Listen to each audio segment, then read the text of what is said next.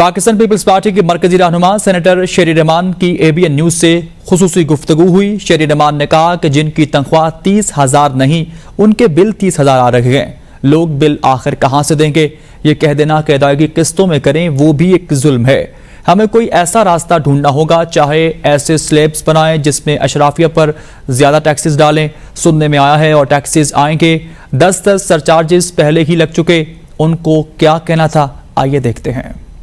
इस वक्त जो हैं वो शदीद मुश्किल में हैं। मुझे पता है कि IMF का एक तरफ शिकंजा है, उनकी भी काफ़ी अपनी गुजारिशात होती हैं, डायरेक्टिव्स होती हैं, लेकिन उन्हीं शिकंजों में, उन्हीं मुश्किलात में हमें रास्ते निकालने हैं। जो सबसे गरीब और मुतवस्सित तबके हैं, 30 हज़ार लोगों के बिल, बिजली के बिल आ रहे हैं जिनकी तनख्वाह 30,000 नहीं है, और टैक्सेस आएंगे और स्लैब लगने हैं। 10 सरचार्जेस ऑलरेडी लगे हुए हैं, जैसे मैंने कमेटी में कल अर्ज किया था।